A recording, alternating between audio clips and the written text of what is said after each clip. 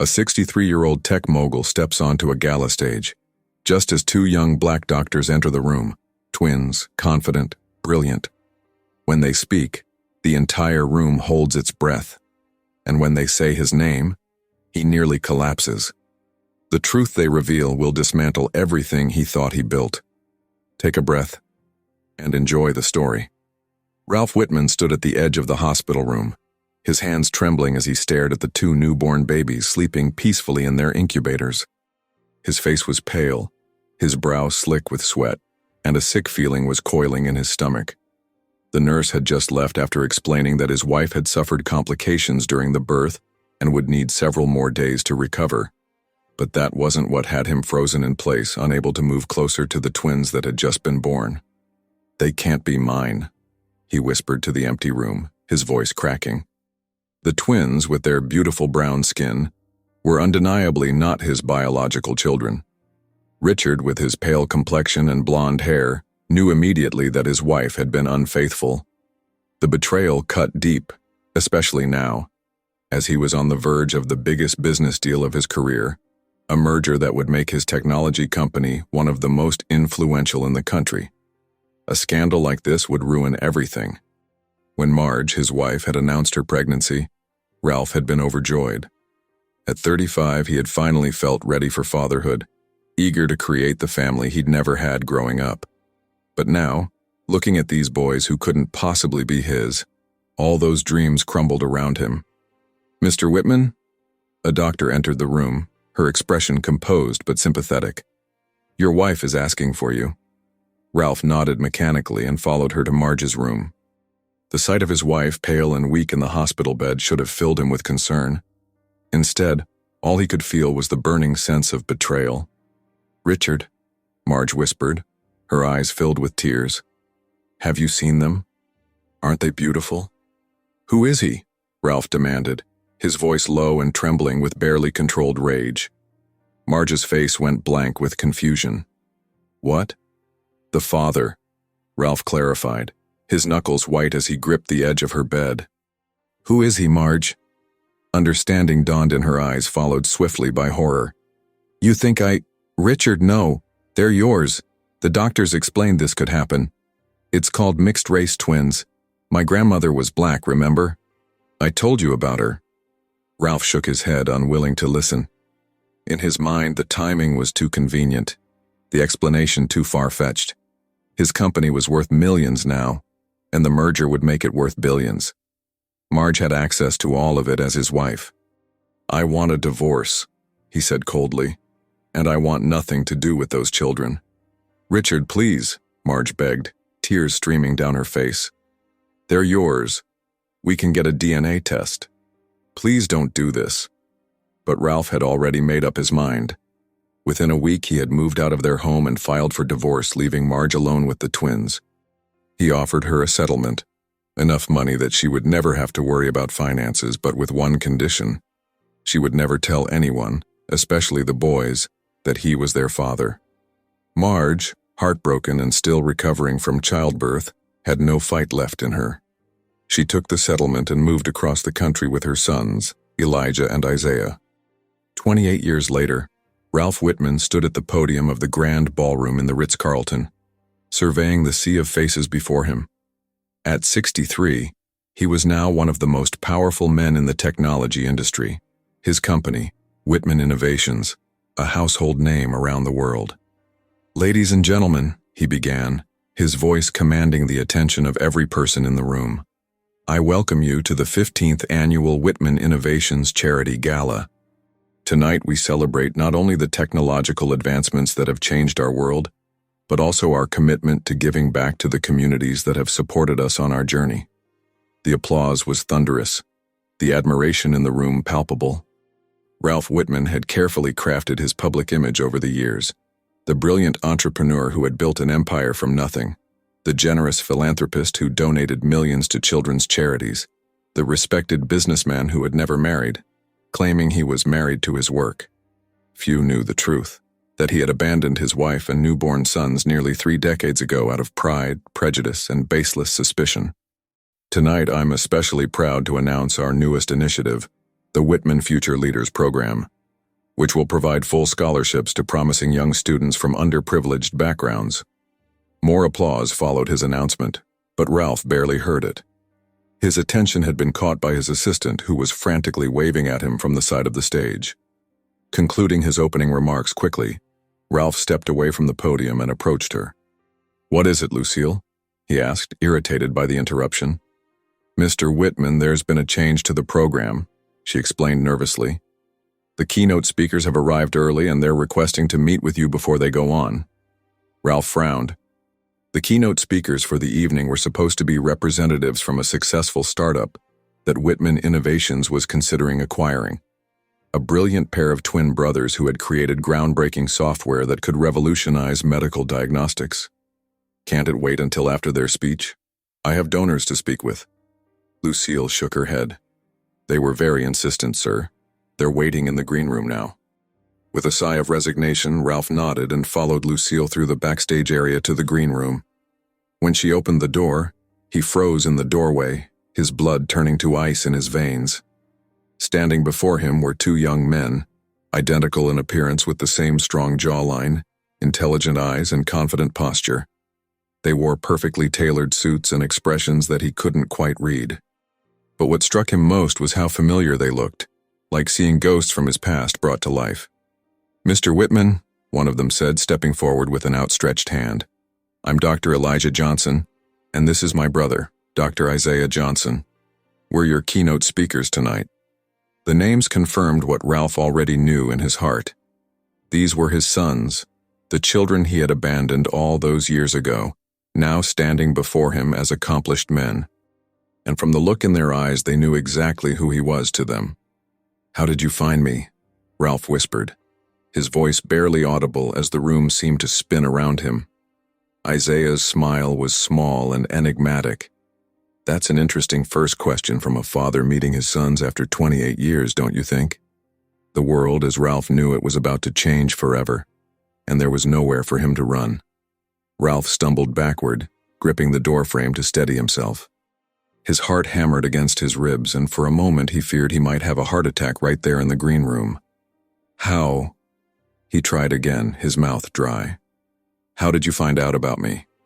Elijah and Isaiah exchanged a glance, a silent communication passing between them that spoke of years of shared understanding.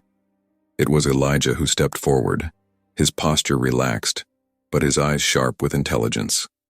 "Mom never told us, if that's what you're wondering," Elijah said, his voice calm and measured. "She kept her promise to you until the day she died." Ralph flinched at the mention of Marge's death. "Marge is gone?" "5 years ago," Isaiah confirmed, his expression softening slightly at the memory of their mother. "Breast cancer. She fought hard, but in the end..." He trailed off, the pain still evident in his voice. A wave of shame washed over Richard. He hadn't known. He hadn't checked. After the divorce, he had deliberately pushed all thoughts of Marge and the twins from his mind, focusing entirely on building his empire. Even when his company had grown powerful enough that he could have easily found out about them without Marge ever knowing, he had chosen not to look. "I'm sorry," Ralph said inadequately, the words feeling hollow even to his own ears. "Are you?" Isaiah's question was gentle but direct, his gaze unwavering. Before Ralph could respond, the door to the green room opened again and Lucille poked her head in. "Mr. Whitman, I'm sorry to interrupt, but you're needed for the donor photos in 5 minutes. Ralph nodded, relieved at the interruption. "I'll be right there." Turning back to the twins, he attempted to regain his composure. "We clearly have much to discuss, but this isn't the time or place. Perhaps after the gala." "Actually," Elijah cut in smoothly, "our keynote speech is scheduled for 20 minutes from now. We've prepared something quite relevant to the evening's theme. We think you'll find it illuminating." There was something in Elijah's tone that made Richard's stomach clench with apprehension. "What exactly are you planning to say?" Isaiah smiled, but the expression didn't reach his eyes. "You'll have to wait and see, just like everyone else. Don't worry, Mr. Whitman. We're professionals." Ralph felt trapped. These young men before him, his sons, were now holding all the cards. If they chose to expose him publicly tonight, to reveal how the great philanthropist Ralph Whitman had abandoned his own children. His reputation would be irreparably damaged. The irony wasn't lost on him. A man who funded children's charities around the world, revealed as someone who couldn't even care for his own sons. "I have a right to know what you're going to say about me," Ralph insisted, his voice lower but more urgent. "Rights?" Elijah raised an eyebrow. Interesting choice of words from someone who signed away his parental rights without a second thought. Ralph blanched. "How did you find out about you?" Isaiah finished his question. "You're not exactly a low-profile figure, Mr. Whitman. Your face is on the cover of business magazines. Your name is on buildings. And when two mixed-race brothers with no father figure out they have a genetic condition that runs exclusively through their paternal line." Genetic condition? Richard's concern was genuine now. "What condition?" "Hypertrophic cardiomyopathy," Elijah explained. "It's a heart condition. Mild in our case, but it required treatment. We needed to know our family medical history. So we did some digging," Isaiah continued.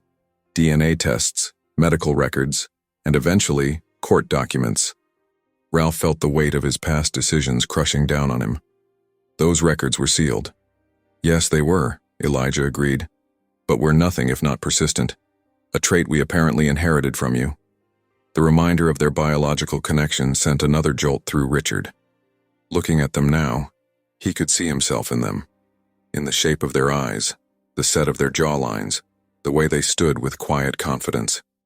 How could he have ever doubted they were his?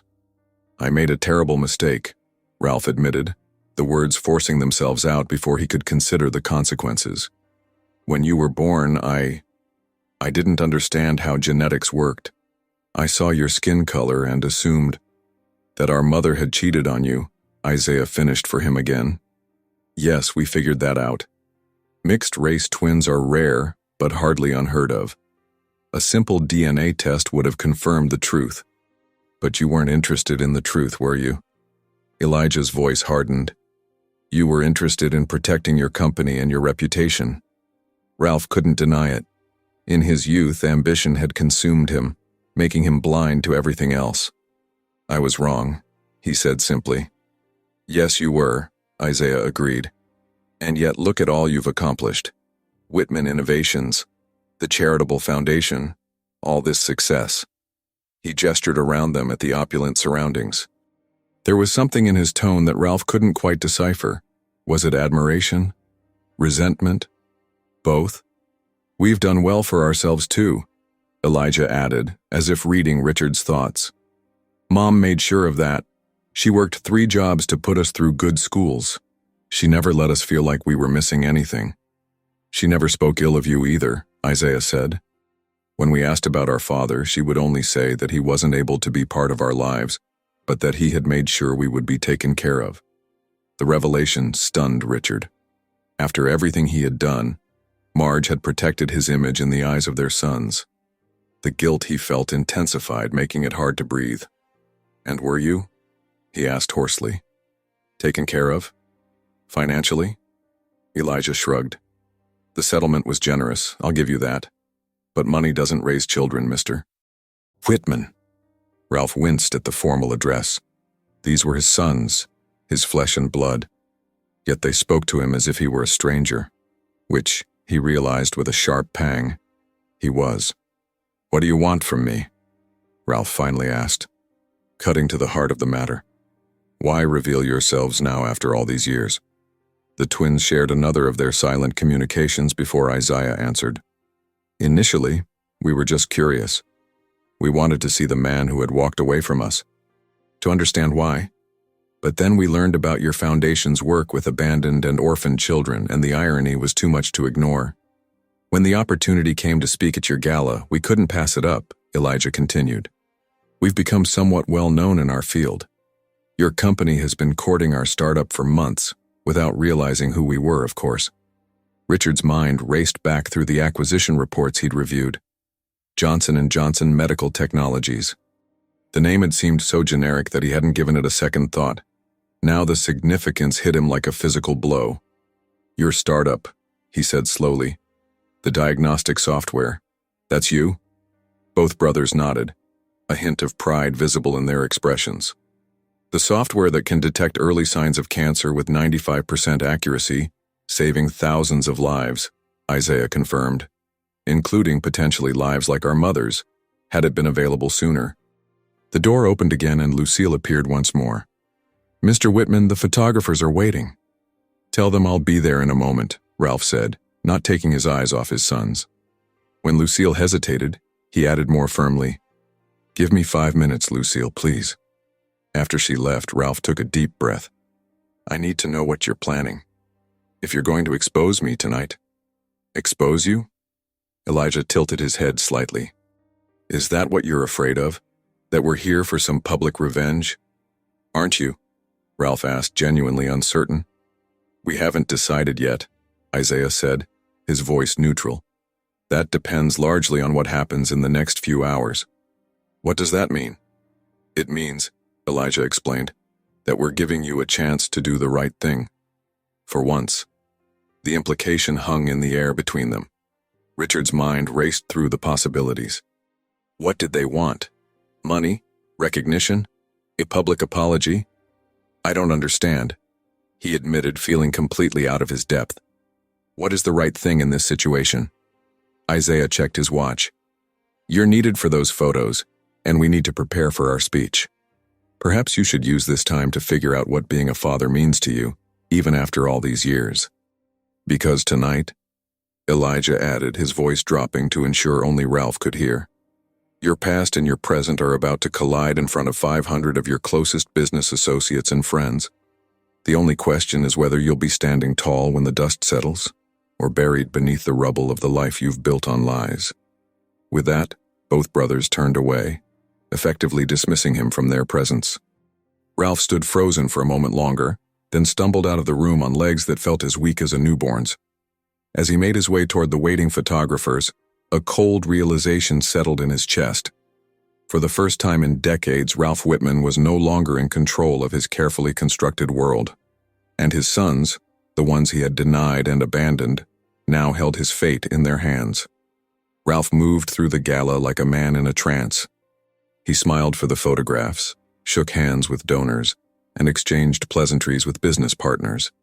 But his mind was elsewhere, trapped in that green room with the twin sons he had abandoned nearly 3 decades ago.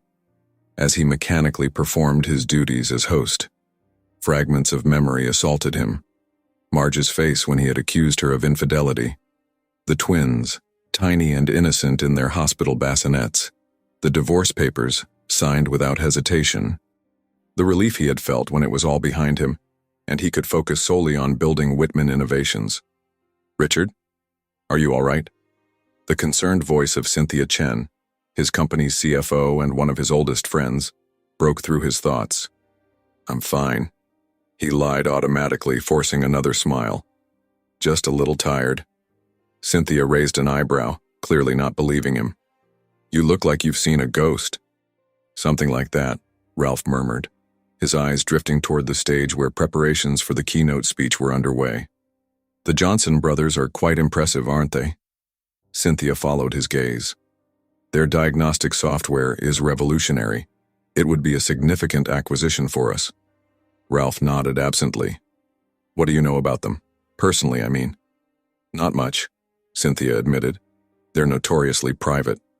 Raised by a single mother who passed away a few years ago. No father in the picture. Brilliant minds. They both finished medical school by 24, then went on to develop their software. They've turned down multiple buyout offers from larger companies. She gave him a curious look. Why the sudden interest in their personal lives? I thought you were only concerned with their technology. Just doing my due diligence, Ralph said, trying to sound casual. Before Cynthia could press further, the lights dimmed slightly, and the event coordinator took the stage to introduce the keynote speakers. Richard's heart rate accelerated as he watched Elijah and Isaiah walk confidently to the podium, their matching strides a reminder of their shared DNA, his DNA. Ladies and gentlemen, Elijah began, his voice clear and commanding, my brother and I are honored to be with you tonight. When we were invited to speak at the Whitman Innovations Charity Gala, we knew this was an opportunity we couldn't pass up. Isaiah stepped forward to stand beside his brother. For those of you who aren't familiar with our work, we've developed software that can detect early markers of various cancers through a simple blood test, with an accuracy rate of 95%. This technology has the potential to save millions of lives by catching cancers before they become untreatable. The audience applauded enthusiastically. Ralph watched, his tension momentarily overshadowed by genuine admiration for what his sons had accomplished. But tonight, Elijah continued once the applause had died down, we want to talk about something more personal. We want to talk about why we created this software. Ralph felt his chest tighten. This was it, the moment they would expose him. 5 years ago, Isaiah said, his voice softening, we lost our mother to breast cancer. By the time it was diagnosed, it had already metastasized. The doctors told us that if it had been caught just 1 year earlier, her chances of survival would have increased dramatically. A murmur of sympathy rippled through the crowd. Ralph felt a lump forming in his throat as he thought of Marge, suffering through her illness without him ever knowing. Our mother was our rock, Elijah said, emotion evident in his voice. She raised us alone, working multiple jobs to give us every opportunity. She sacrificed everything for us. And when we lost her, we made a promise that we would do everything in our power to prevent other families from experiencing that same loss. Ralph was surprised to feel tears pricking at his eyes. He had not cried in years, not since his own parents had passed away within months of each other when he was in his 20s. Back then, Marge had been his comfort, his strength, and he had repaid her devotion with betrayal and abandonment. We've all been touched by loss in some way, Isaiah continued, his gaze sweeping across the audience. And many of us have experienced the absence of someone who should have been there but wasn't. Richard's breath caught. Were they going to reveal everything after all? That absence can shape us in profound ways, Elijah added.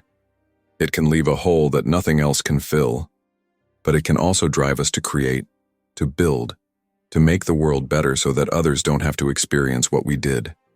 The twins looked at each other, another of their silent communications passing between them. Then, to Richard's shock, Isaiah's eyes found his in the crowd. We see that drive in the work of Whitman Innovations, he said, holding Richard's gaze. A company built by a man who, by his own admission, has no family. A man who has channeled his energy and resources into technological advancement and philanthropy. Murmurs of agreement sounded throughout the room. Ralph stood frozen, unable to look away from his son's penetrating stare. Which brings us to the real reason we wanted to speak here tonight, Elijah said, drawing the audience's attention back to him. Our company, Johnson & Johnson Medical Technologies, has been in acquisition talks with Whitman Innovations for several months now. This revelation caused a stir among the business leaders present, many of whom had not been aware of these negotiations. We've been hesitant to move forward, Isaiah explained. Not because we doubt the business proposition, but because we needed to be sure about the character of the man behind Whitman Innovations. Ralph felt as if he were standing on the edge of a precipice. One push, and everything he had built would come crashing down around him. We needed to know, Elijah continued, if Ralph Whitman's commitment to improving lives through technology and philanthropy was genuine, or just a public relations strategy. The room had gone completely silent, all eyes moving between the twins on stage and Ralph standing stock still among the tables. Ralph could feel Cynthia's questioning gaze on him, but he couldn't look away from his sons. Tonight, Isaiah said, we've seen the impact of Whitman Innovations' charitable work firsthand. We've spoken with beneficiaries of the Foundation's scholarships, with children whose lives have been changed by the medical technologies developed here. And we've observed Ralph Whitman himself, Elijah added. Not just the public figure, but the man behind the company. Ralph held his breath waiting for the axe to fall, but instead Isaiah smiled, a genuine smile that transformed his serious expression. We're pleased to announce that Johnson & Johnson Medical Technologies has decided to accept Whitman Innovations' acquisition offer, with one condition. The tension in Richard's body shifted to confusion. This was not what he had expected at all. Our condition, Elijah explained, is that our cancer detection software be made available at cost to public hospitals and clinics serving underprivileged communities. We believe this aligns perfectly with Whitman Innovations' philanthropic mission. Applause erupted around the room. Ralph clapped automatically, his mind struggling to process what was happening. They weren't exposing him. They were working with him. As the twins concluded their speech to a standing ovation, Richard's eyes remained fixed on them, searching for some clue to their true intentions. When they stepped off the stage, they were immediately surrounded by admirers and potential investors, but their eyes found Richard's across the room, and a clear message passed between them. This isn't over. The event coordinator announced a short break before dinner would be served, and Ralph seized the opportunity to slip away from the crowd. He made his way to a small private terrace off the main ballroom, desperate for a moment alone to gather his thoughts. But as he pushed open the glass doors and stepped outside, he realized he wasn't alone after all. Running away again, Mr. Whitman? Elijah's voice came from the shadows. Ralph turned to find both twins leaning against the balustrade, their expressions inscrutable in the dim light. "Why didn't you expose me?" Ralph asked, cutting straight to the heart of the matter. Isaiah pushed away from the railing and took a step toward him. "Would you have preferred that?" "No, of course not, but you're confused," Elijah finished for him. "You expected public humiliation, not a business deal." Ralph nodded slowly. "I don't understand what you want from me." "What we want," Isaiah said, his voice now carrying an edge that hadn't been present during the speech, "is justice, but not the kind you're thinking of. We're not interested in destroying you, Mr. Whitman," Elijah added. "That wouldn't bring our mother back. It wouldn't change the past." "Then what is this about?" Ralph asked, genuinely perplexed. Isaiah looked out over the city skyline, his profile, so similar to Richard's own at that age, silhouetted against the night sky. "Did you watch our mother die?" he asked quietly. Ralph shook his head, shame burning in his chest. "I didn't know she was sick." "No, you didn't," Elijah agreed. "Because you chose not to know. You signed those papers, took yourself out of our lives, and never looked back." "I made a terrible mistake," Ralph admitted, the words feeling woefully inadequate. "Yes, you did," Isaiah concurred. "But the mistake wasn't just abandoning us, it was abandoning yourself. The part of you that could have been a father, a husband, a human being capable of love and vulnerability." The assessment struck Ralph like a physical blow. In all his years of success, no one had spoken to him with such brutal honesty. "So what happens now?" Ralph asked, his voice barely above a whisper. Elijah glanced at his watch. "Now we go back inside, we have dinner, we play our parts. And tomorrow morning you, Isaiah, and I will meet in your office to discuss the real terms of our arrangement." "The real terms?" Ralph echoed. Isaiah's smile was enigmatic. "You didn't think it was just about making our software available to the underprivileged, did you? That was for the audience. Our private terms are somewhat more personal." Before Ralph could ask for clarification, the event coordinator's voice called through the open door. "Mr. Whitman, we're ready to begin dinner service." "We'll be right there," Ralph called back, not taking his eyes off his sons. "Just give us 1 minute." As the coordinator retreated, Ralph took a deep breath. "Whatever you want. Money, positions in the company, public acknowledgement. I'm prepared to negotiate." The twins exchanged a look and then both laughed, a sound so unexpected that Ralph took a step back. "Oh, Mr. Whitman," Elijah said, shaking his head. "You still don't get it, do you? This isn't a negotiation. This is a reckoning." With that cryptic statement hanging in the air, the twins moved past him toward the door, leaving Ralph alone on the terrace with the growing realization that his past had not just caught up with him. It was about to demand payment in full. The remainder of the gala passed in a blur for Richard. He went through the motions, making small talk, accepting congratulations on the acquisition announcement, smiling for photographs, but his mind kept returning to his son's words on the terrace. A reckoning. What exactly did they have planned? As the evening finally drew to a close, Ralph found himself watching the twins from across the room. They moved with easy confidence among his colleagues and friends, charming everyone they met, No one would ever guess the tension simmering beneath the surface, the decades of abandonment and hurt that connected the three men.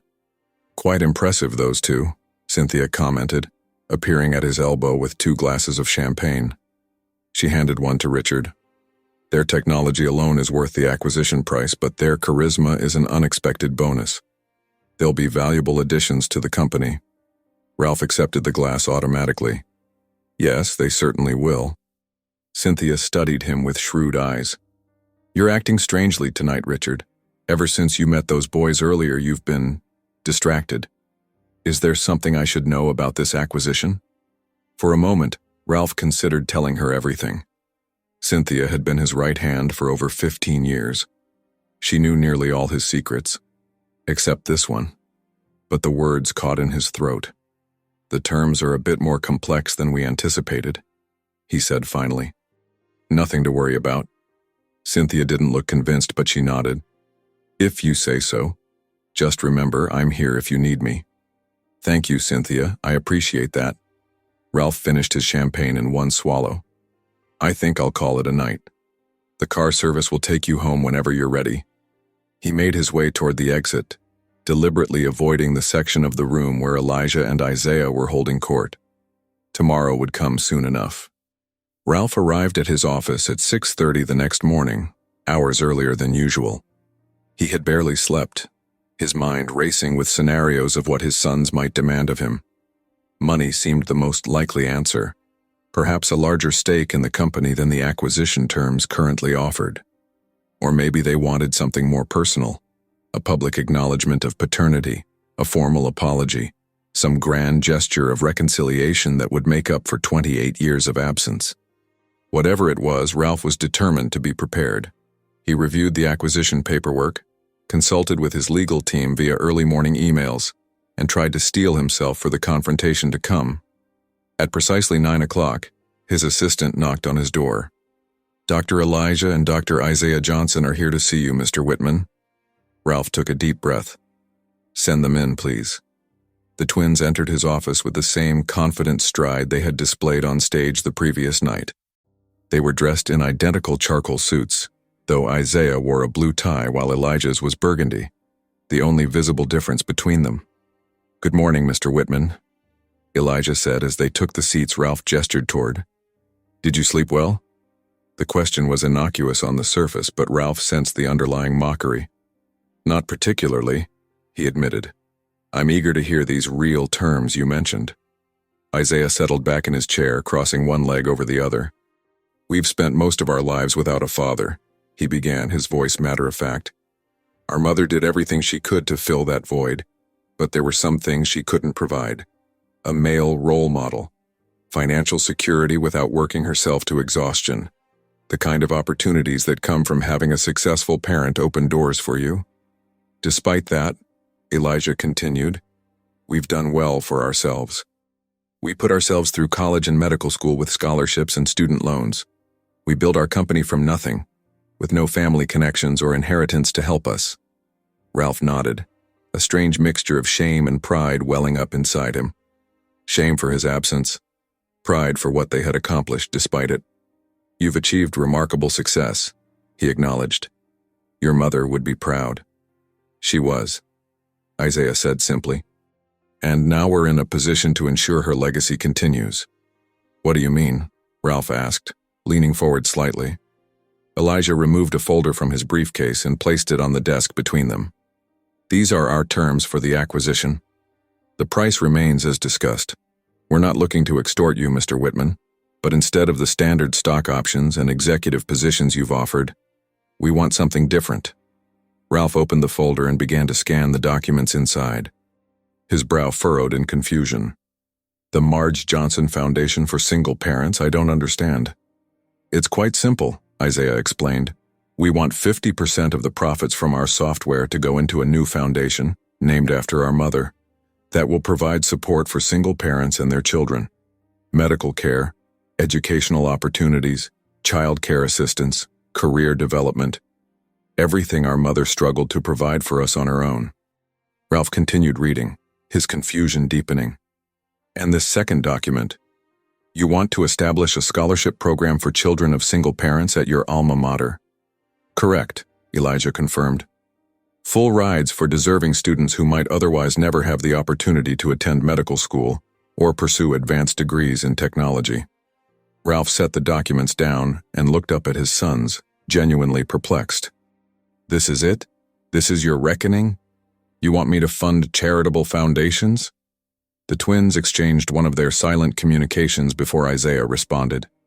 Not exactly. There's one more condition, a personal one.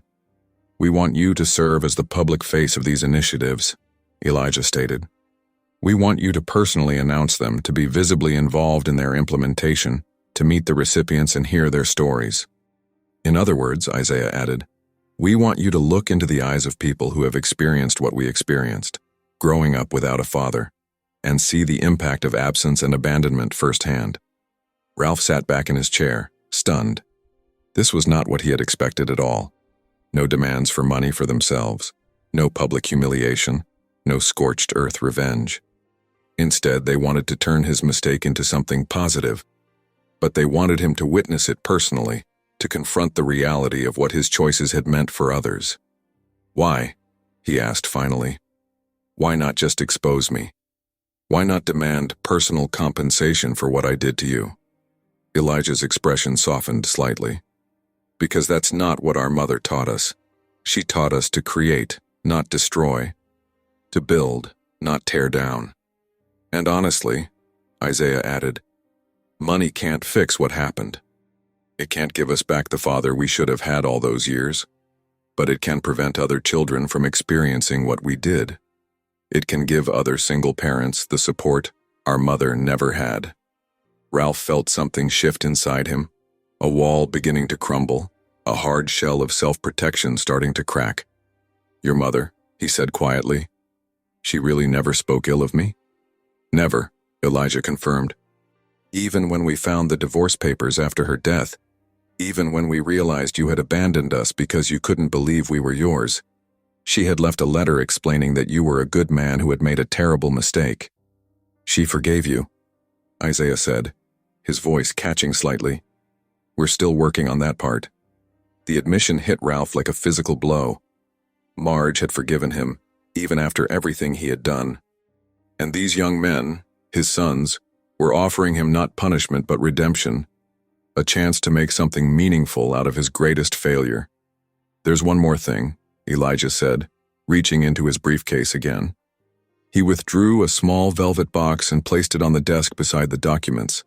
This was our mother's. She wanted you to have it, if we ever found you. With trembling fingers, Ralph opened the box. Inside was a simple gold wedding band, the one he had given Marge on their wedding day. Attached to it was a small handwritten note in Marge's elegant script. For Richard. Some circles remain unbroken, even when we think they're severed forever. Richard's vision blurred as tears filled his eyes for the second time in 24 hours. He had not wept in years, had not allowed himself that vulnerability. But now, faced with the evidence of Marge's enduring grace and his son's unexpected mercy, the dam broke. I'm sorry, he managed, his voice choked with emotion. I'm so sorry for what I did to all of you. The twins remained silent, watching him with inscrutable expressions. They did not offer comfort or immediate forgiveness, and Ralph didn't expect them to. Some wounds took time to heal. When he had composed himself, Ralph straightened in his chair and looked at his sons directly. I accept your terms, all of them. And He hesitated, then pushed forward. I would like the opportunity to get to know you both, if you're willing. Not as business partners, but as family. The word hung in the air between them, fragile and uncertain. Elijah and Isaiah exchanged another of their glances, and Ralph had the sense that an entire conversation was taking place in that silent communication. Finally, Isaiah spoke. We're not ready for that. Not yet. Maybe not ever. Ralph nodded, accepting the rejection even as it stung. I understand. But, Elijah added, his voice marginally softer, we're willing to work with you on these foundations. And perhaps, in time. He left the sentence unfinished, But Ralph grasped at the small offering like a drowning man reaching for a life preserver. It wasn't forgiveness, not yet, but it was a beginning. As the twins rose to leave, Isaiah paused at the door. "One more thing, Mr. Whitman. The board meeting next week to finalize the acquisition. We'd like you to introduce us not just as the founders of Johnson & Johnson Medical Technologies, but as your sons." Richard's heart leapt at the suggestion, but he tempered his reaction, aware that this was a test of some kind. "Are you sure? That would make everything public. Your lives would change." "Our lives changed the moment we found those divorce papers," Elijah said matter-of-factly. "We've had 5 years to prepare for this moment. The question is, are you ready for the world to know the truth?" It was the moment of truth, the real reckoning they had promised. Was Ralph Whitman, tech mogul and philanthropist, ready to admit to the world that he had abandoned his own children? Ready to face the judgment, the whispers, the potential damage to his carefully cultivated image? Looking at the sons who stood before him, accomplished, principled men who had every right to hate him but were instead offering him a chance at redemption, Ralph knew there was only one possible answer. "Yes," he said firmly. "I'm ready." Isaiah's expression remained neutral, but something flickered in his eyes. Surprise, perhaps, or the faintest glimmer of respect. "We'll see," he said simply. As the door closed behind them, Ralph sank back into his chair, Marge's wedding ring clutched in his palm. He had passed the first test, but he knew instinctively that there would be more to come. The reckoning had only just begun. The week leading up to the board meeting was the longest of Richard's life. By day, he buried himself in work, reviewing the acquisition documents, consulting with his legal team, and preparing for the announcement that would change everything. By night, he lay awake, memories of Marge flooding back after decades of forced forgetting. He remembered their first meeting at a technology conference where she had challenged his presentation with insightful questions. Their courtship, filled with intellectual debates and shared dreams for the future. The joy on her face when she told him she was pregnant, and then the darkness that had followed. His suspicion, her hurt, his abandonment. The morning of the board meeting, Ralph stood before his bathroom mirror, adjusting his tie with unsteady hands. The face that stared back at him was lined with age and worry, a stark contrast to the youthful arrogance he had possessed when he walked away from Marge and the twins. "You can do this," he told his reflection, though he wasn't entirely convinced. When he arrived at Whitman Innovations headquarters, Cynthia was waiting for him in the lobby, a concerned expression on her face. "Richard, before we go in, I need to talk to you." She pulled him aside, lowering her voice. "There are rumors circulating about your connection to the Johnson brothers. Some of the board members have been asking questions." Richard's stomach tightened. "What kind of questions?" "About why you're so eager to acquire their company when there are other technologies with similar potential. About why you met with them privately before the gala. About why they're receiving such unique terms." She studied his face carefully. "Is there something you're not telling me, Richard? Something that might affect the company?" For a moment, Ralph considered deflecting, as he had done all his life when confronted with difficult truths. But the time for evasion was over. "Yes," he admitted quietly. "There is, and you'll hear it all in the meeting. Just trust me one more time, Cynthia." She looked surprised at his candor, but nodded. "All right. But whatever it is, I hope you know what you're doing." The boardroom was packed. In addition to the usual board members, Ralph had invited the company's senior executives and the legal team handling the acquisition. Elijah and Isaiah sat at the far end of the table, their expressions carefully neutral as they observed the proceedings. "Ladies and gentlemen," Ralph began once everyone was settled, "thank you for joining us today. As you know, we're here to finalize the acquisition of Johnson & Johnson Medical Technologies. But before we proceed with the formal business, there's something important I need to share with all of you." He paused, his eyes finding those of his sons across the room. They gave him identical small nods, almost imperceptible, but enough to bolster his resolve. 28 years ago," Ralph continued, his voice steady despite the rapid beating of his heart, "I made the worst mistake of my life. My wife at the time, Marge Johnson, gave birth to twin boys.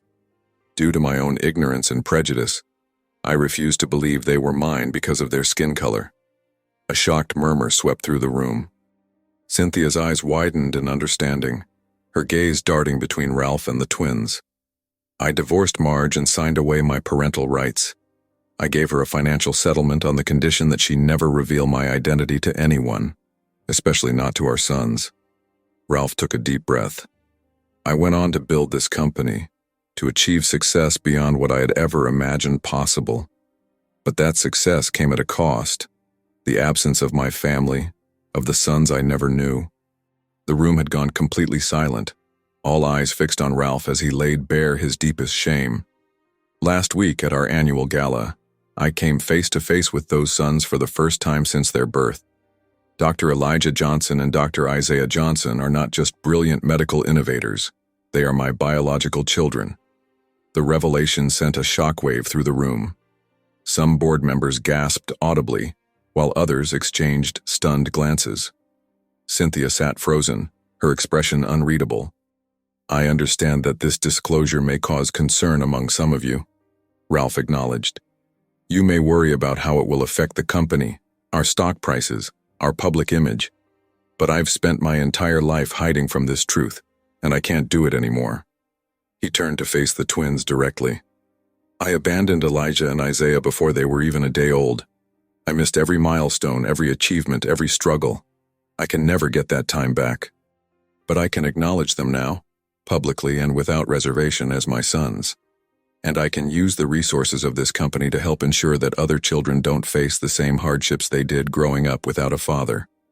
Ralph outlined the terms of the acquisition, including the establishment of the Marge Johnson Foundation and the scholarship program. As he spoke, he watched the expressions of the board members shift from shock to confusion, to, in some cases, a grudging respect. These terms are non-negotiable, Ralph concluded. If the board chooses to reject them, I will buy out Johnson & Johnson Medical Technologies myself as a private individual and establish these programs independently of Whitman Innovations. A tense silence followed his statement. Then Cynthia stood up, her posture straight and determined. As CFO of this company, I need to state for the record that these terms, while unusual, are financially sound. The projected profits from the Johnson software will more than offset the charitable contributions, and the positive publicity from the foundations will likely enhance our corporate image. She looked directly at Richard. I recommend that the board approve the acquisition as presented. One by one, other board members voiced their agreement. Some were clearly motivated by business considerations, others by a genuine appreciation for the philanthropic aspects of the deal.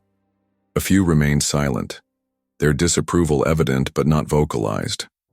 When the formal vote was taken, the acquisition was approved by a clear majority. As the meeting adjourned, Ralph felt a strange lightness in his chest. For the first time in decades, he had spoken his truth. Consequences be damned. The weight of his secret was gone, replaced by a tentative hope that perhaps, just perhaps, something good could come from his greatest failure. After the board members and executives had filed out, only 4 people remained in the room: Richard, Cynthia, and the twins. That was quite a performance, Isaiah said, his tone unreadable. It wasn't a performance, Ralph replied quietly. It was the truth. Something I should have acknowledged long ago. Cynthia approached the twins, extending her hand. I'm Cynthia Chen. I've worked with your father for 15 years, and I had no idea. She trailed off, shaking her head in disbelief. It's nice to meet you, Ms. Chen, Elijah said, shaking her hand. And you didn't know because he didn't want you to know. None of us did. I'll leave you to talk, Cynthia said, sensing the tension in the room. Richard, I'll handle the press release about the acquisition. We can discuss the other details later. After she left, a heavy silence descended on the room. Ralph looked at his sons, trying to read their expressions but finding them as inscrutable as ever. You did it, Elijah said finally. You told the truth. Did you think I wouldn't? Ralph asked. Isaiah shrugged. We weren't sure. It's easy to make promises in private. It's harder to follow through when your reputation and business are on the line. I meant what I said, Ralph insisted. All of it, including the part about wanting to know you both. The twins exchanged one of their silent communications, and then Elijah nodded slowly. We've reserved a table at Morton's for dinner tonight. 7 o'clock. If you'd like to join us. It wasn't forgiveness, not yet. But it was an opening, a small crack in the wall they had built around themselves. I'd be honored, Ralph said simply. As they turned to leave, Isaiah paused at the door. There's something else you should know, he said, his voice uncharacteristically hesitant. Something we didn't mention before. Ralph tensed, wondering what new revelation was coming. What is it? Mom didn't die alone, Elijah explained. She met someone a few years after the divorce, a good man named Barney Taylor. They married when we were 10. He adopted us legally, Isaiah continued. He's the father who taught us to ride bikes, who helped us with our homework, who drove us to college and cried when we graduated from medical school. Ralph felt a strange mixture of emotions, relief that Marge had found happiness, jealousy toward the man who had raised his sons, gratitude that they had not grown up completely without a father figure. We call him Dad, Elijah added, watching Richard's face carefully. He's still alive, still part of our lives. He knows about you, about all of this. And he supports your decision to connect with me, Ralph asked, trying to keep his voice steady. Isaiah's expression softened slightly.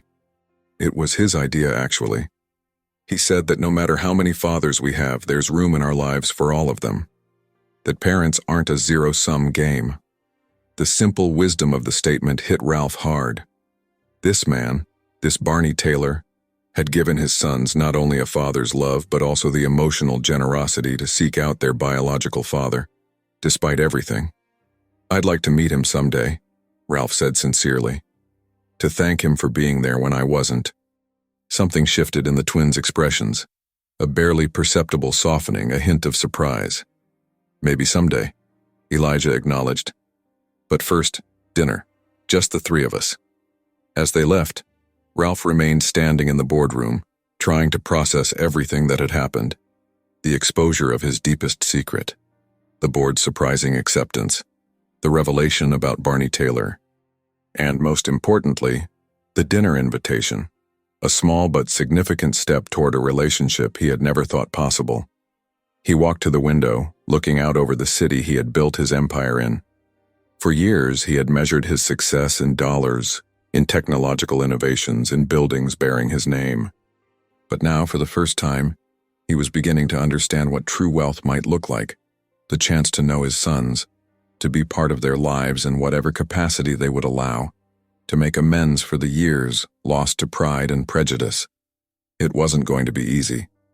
There would be public scrutiny, awkward conversations, painful memories to confront.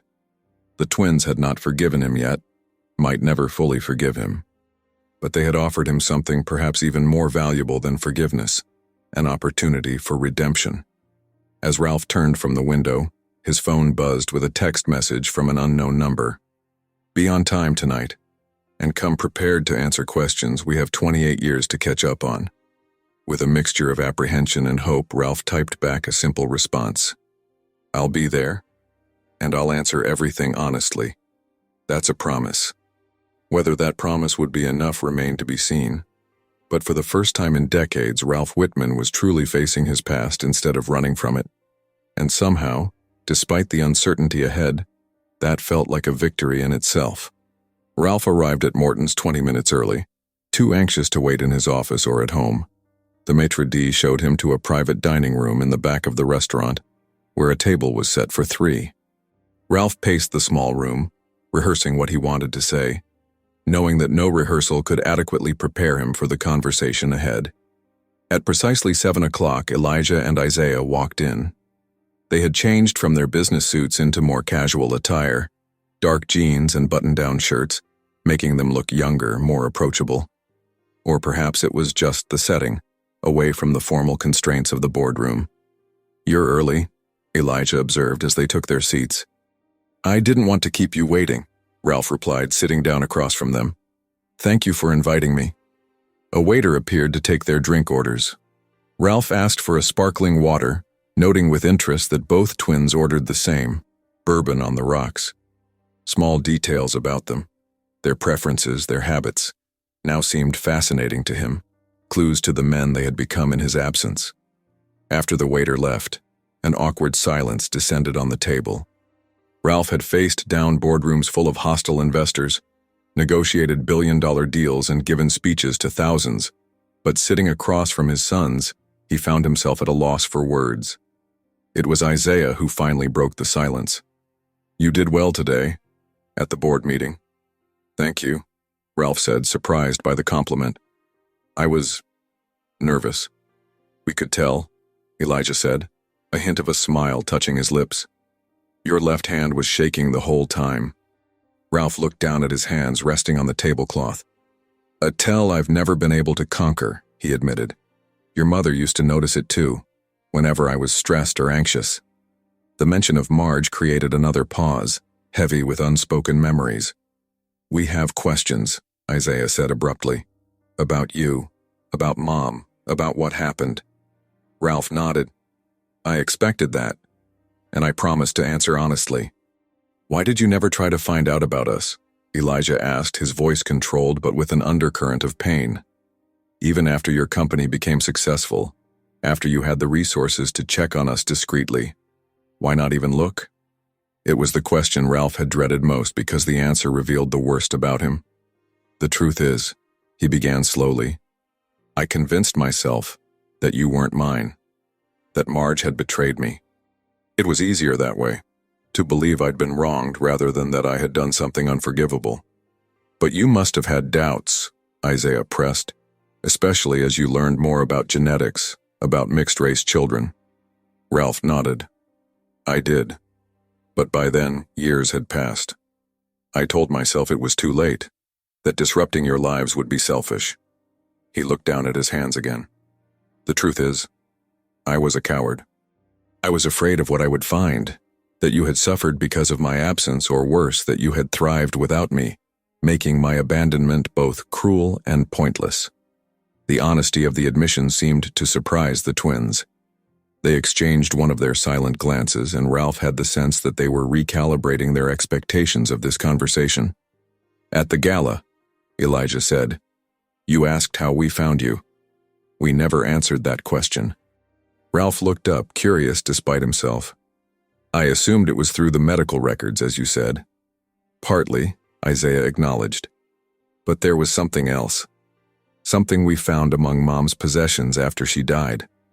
Elijah reached into his pocket and withdrew a small worn envelope. He placed it on the table between them.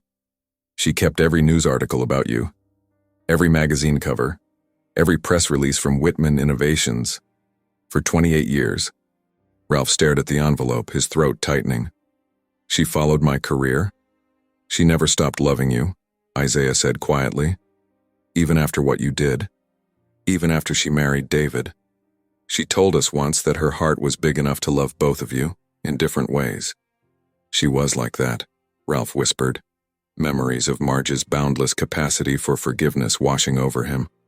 "Always able to see the best in people even when they didn't deserve it." "She wanted us to know about you," Elijah continued. "Not the details of how you left. She protected you from that until the end. But she wanted us to know that you were successful, that you were making a difference in the world." Ralph closed his eyes briefly, overwhelmed by the gesture. Marge had every right to hate him, to poison their sons against him. Instead, she had preserved his dignity in their eyes as best she could. Barney knew, Isaiah added, about the articles, about her feelings. He never resented it. He used to say that the heart doesn't divide its love. It multiplies it. "He sounds like a remarkable man," Ralph said sincerely. "He is," Elijah agreed. "And he taught us something important, that people are more than their worst mistakes, that even good people can do terrible things and even terrible actions can be redeemed through accountability and change." The waiter returned with their drinks and took their dinner orders. When he left again, Ralph picked up his water glass, needing a moment to compose himself before continuing. "Is that what this is about?" he asked finally. "Redemption?" "Maybe," Isaiah said thoughtfully. Or maybe it's simpler than that. Maybe it's just about knowing where we come from, understanding the other half of our DNA. We have questions about our medical history, Elijah explained. The heart condition we mentioned is just one. There are others that run in families that we should know about. Ralph nodded. Of course. I'll have my medical records sent to you, and I should tell you that my father had early onset Parkinson's. It's something to be aware of. Thank you, Isaiah said. That's important information for us. The conversation shifted to more practical matters. Family medical history, Richard's parents and grandparents, genetic traits that might have been passed down. It was safer territory, factual rather than emotional, and Ralph felt some of the tension ease from his shoulders. As their main courses arrived, Elijah steered the conversation in a new direction. Tell us about your work, he said. Not the public version from your website. The real reason you built Whitman Innovations. Ralph was surprised by the question, but also grateful for the opportunity to share something of himself beyond his mistakes. I wanted to create technology that connected people, he said. Ironic, I know, given how disconnected I've been from my own family, but I truly believe that technology could bring people together across distances, across differences. And has it? Isaiah asked, genuinely curious. Ralph considered the question. Sometimes, when it's used right. But I've learned that technology is just a tool. It's the human intention behind it that matters. And sometimes no technology can replace being physically present for the people who matter. The twins nodded, seeming to appreciate his candor. What about you? Ralph asked, hesitant but genuinely interested. What drove you to develop your diagnostic software? The question opened a floodgate. For the next hour, as they ate and then lingered over coffee, Elijah and Isaiah spoke about their work, their research, their vision for improving healthcare access. Ralph listened, asking thoughtful questions, marveling at their passion and intelligence. It was nearly 10 o'clock when the waiter cleared their dessert plates. The conversation had flowed more easily than any of them had expected, focused largely on their shared interest in using technology to improve lives. It's getting late, Elijah said, checking his watch. We should probably call it a night. Ralph nodded, trying to hide his disappointment that the evening was ending. Thank you for dinner.